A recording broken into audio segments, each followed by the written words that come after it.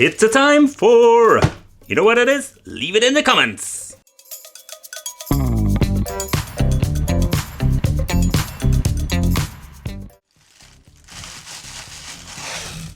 Hey guys, welcome back to the channel. It's awesome that you're tuning in, because we're going to take a close look at a new product from our friends from China. It's more like this cheap devices, cheap handhelds, more like Game Box handhelds. You can give this thing different names. There is no really an unboxing because there is no box. I just got it in the mail, like with an envelope around it. Yeah, they didn't have a box for it. So it seems to be this is a SUP or whatever. What the hell?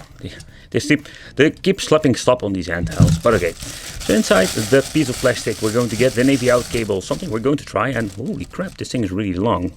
That is something that is not normal. Normally you're going to get these very horrible, cheap, short cables. Like this micro USB cable. Hey, we're having finally micro USB. Woohoo! That's it. By the way, there is no toilet paper manual today that says more like how to use the device, so that's something we need to figure out ourselves. Yeah! Some of you calling these things the toilet handhelds. Just easy to pick up, power it on and play some games when you're taking a poop. Nevertheless, I think this is just a really fun device just to check it out here on the channel. And of course you need to check out for yourself if you're interested in it, but the thing is more like, what is it? What are we going to get? That is the reason why I just pick up these weird handhelds and check them out here on the channel. So consider subscribing and don't miss out. More wicked content. But okay, let's take a close look at the controls itself. So weird thing is, and then I have seen in a couple of these handhelds that they're going to choose more like the slider analog joystick.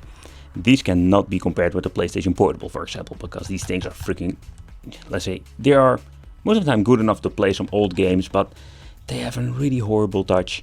So we're having 6 button layout over here at the front, so that's pretty cool. So if you want to play some fighting games, Megadrive games that support 6 buttons, there is no shoulder buttons whatsoever. So I can still remember that the previous model could open, so I'm going to check it out later. Or I'm just going to check it out, of course. So yeah, we're going to get, here he is, the BL5C. This is the famous Nokia battery. So let's see how big it is. It is 1020 milliamp. Give you a couple of hours of playtime. Okay, so there is not a lot to talk about more anymore, besides that we're having in the home, select and start. There are a lot of functionalities. We're having the TV out, that is cool, micro USB for charging, no data transfer, volume control, and of course we're having the on and off switch, and the CF card. Take consideration, so it's more like a 4 GB card, but be careful with it, because if you mess this thing up, you can't use this thing anymore. Yeah. Don't format. A lot of people are freaking doing that all the time. Okay, so first of all, this device has also a mono speaker. I was just looking around on it hoping to have it more than only one speaker, but most of the time with the cheap handhelds, this is what we're going to get. But nevertheless, let's take a close look at the menu itself. And also noticed we have a battery indication. Damn it, it's almost empty. It's always when I want to try to make a review about it. But when you're looking at all of the other settings, there is not a lot of stuff we can do. We're having normal settings, that's it. Language, product info, factory default, be careful with it by the way. And we need to adjust the output. So if you want to use TV out, what I'm going to do later on this video, you need to set it on PAL, for example. Otherwise it doesn't work, it doesn't see it. Okay, another weird thing is that you always need to press home to going back.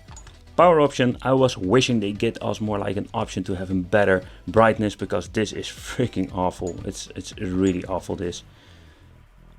Yeah, okay, here it is. So we're going to get our the thumbnails. 8 of them. By the way, if you mess up your card, you are done. You can't get them back anymore, or you need to have the certain file on the right position. Otherwise, nevertheless, don't mess around with the card too much. We're having here NES, GBA, Megadrive, Super Famicom, and of course Mame. So this is what you're going to get with the compatibility with these old stuff, like the old games. But the question remains, how good are these? So when you're looking at the display itself, oh man, it's around 3.5 inches. And not to forget, it's not an IPS. You can see it got a very poor viewing angle, but it is pretty cool that you can see over here. We're having a quick load, quick save, even for a cheap handheld nowadays. So that is a good thing. Okay, so let's see how it plays. I'm gonna say the analog stick feels quite cheap, but it does its job.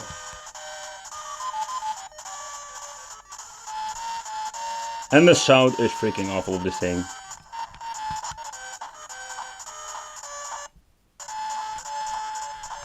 Can I go up? Yep. Oh man, if you need to go multiple directions, it's, oh man, I can see that it's even struggling here. Oh, and I just basically killed myself.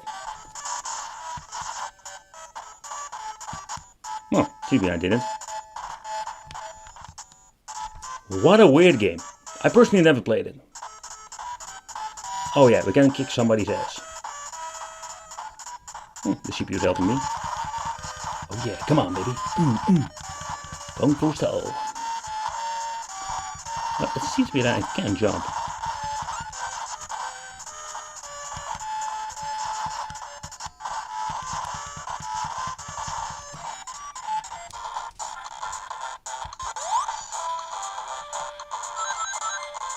Okay, so that's the first thing I noticed, that it doesn't have any delay in audio. Okay, this sounds weird.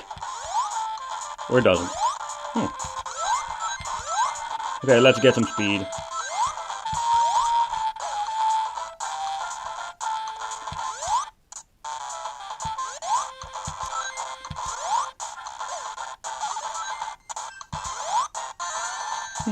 All the sound effects are here.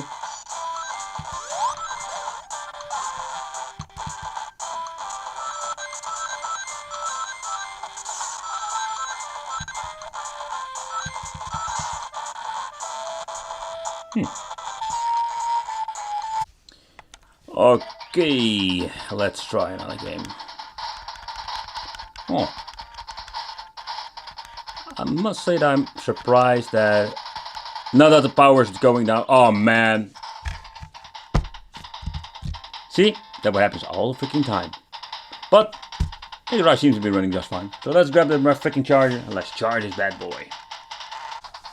Alright, so let's try that again. But I must say I have seen some shitty emulation in my life, but this doesn't run that bad.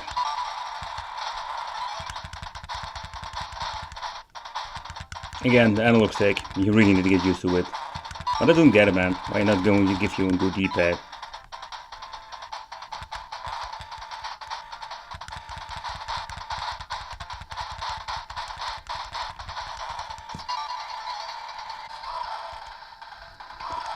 But here we're going to find the limitations of this device. Look at how choppy this game runs.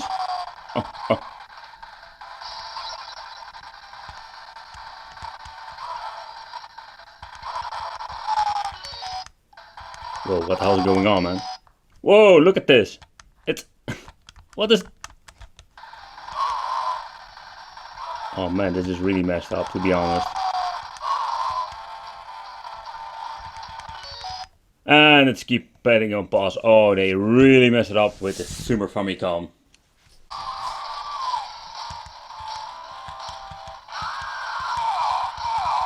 And then you're playing the next game and it seems to be running just fine. So, with this thing is more like a mixed bag with different platforms and different games. So you know what I'm going to do? Let's move up with this game to the monitor. But we need to quit and go to the settings, of course. Otherwise my TV out function will not work. But sadly I have some bad news. I reconfigured on different regions. I plugged in the cable, I tried all kinds of things, but sadly it didn't work for me. And no, it's not my cable, it's not my television, because I just recently made a review on this monitor. It's just not working with this handheld. And the reason I show you it just like this, because I wanted to show you that stuff like this happens to me too. So the TV out, most of the time it's freaking horrible, but it doesn't even work with me this time. I can say that this is what you're going to get and what you can expect from a device from this price range. It's not superb and you have a lot of issues with the emulation. And not to even start about the way how it's built and how cheap it feels and plays. And it just has a lot of issues and you cannot say removing the emulators and do all the kind of things where you can do with an Open Dingus handheld. I want to thank you for watching, consider subscribing, hit that little bell, become one of the Wicked family, and I will see you in the next video.